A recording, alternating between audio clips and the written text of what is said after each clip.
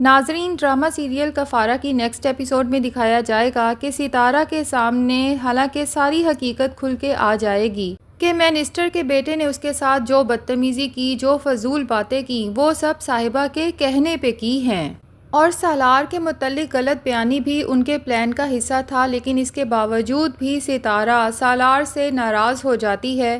بہرحال پارٹی پہ جو کچھ ہوتا ہے اس کے بعد تو سالار اور ستارہ دونوں ہی بہت پریشانی میں وہاں سے نکل آتے ہیں۔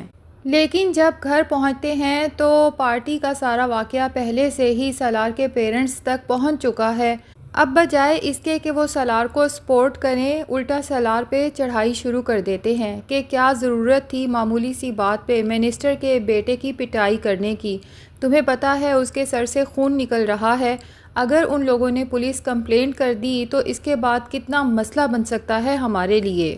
سالار حیران ہو کے اپنے فادر سے کہتا ہے کہ اگر آپ کی بیوی کی عزت پر کوئی ہاتھ ڈالتا تو کیا آپ بھی یہ سوچ کے اسے چھوڑ دیتے کہ وہ منسٹر کا بیٹا ہے؟ تو سالار کی ماں اسے کہتی ہے کہ اس میں تمہاری بیوی کا بھی تو کوئی قصور ہوگا نا، اس نے ہی شہ دی ہوگی تو منسٹر کے بیٹے نے اس سے اتنی بڑی بات کہہ دی۔ ستارہ سے تو مزید کچھ بھی نہیں سنا جاتا، فوراً اپنے کمرے میں جاتی ہے اور سالار کی نانی کو کال کر دیتی ہے کہ مجھے فوراً لینے آئیں۔ نانی پریشان ہو کر پوچھتی ہیں کہ رو کیوں رہی ہو، مجھے بتاؤ تو صحیح ہوا کیا ہے؟ ستارہ کہتی ہے نانی اب مجھے اس گھر میں نہیں رہنا، آپ پلیز مجھے لینے آ جائیں۔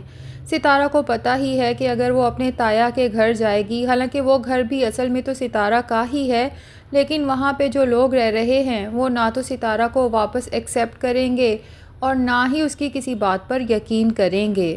بہرحال نانی تو جب ستارہ کو پریشان دیکھتی ہیں تو فوراً گاڑی نکلواتی ہیں اور ستارہ کو لینے پہنچ جاتی ہیں، اور وہاں پر سب کو غصے کی نظر سے بھی دیکھتی ہیں کہ ایک بچی اگر تم لوگوں کے گھر پہ آ ہی گئی ہے، بجائے اس کے عزت اور مان دینے کے تم لوگ اسے بس تکلیف ہی دینے کا سوچتے رہتے ہو۔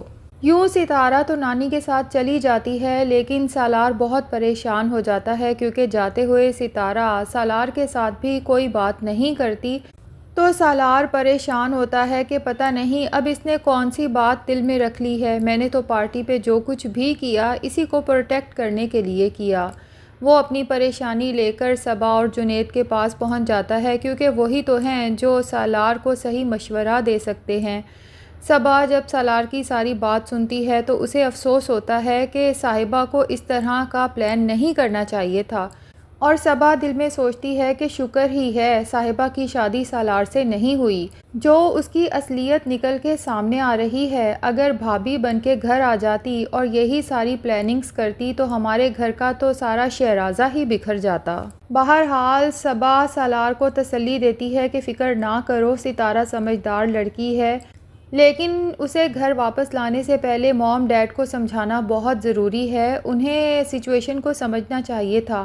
اگر ستارہ کی جگہ پہ میں ہوتی تو کیا پھر بھی وہ یہ کہتے کہ منسٹر کے بیٹے کا سر نہیں پھاڑنا چاہیے؟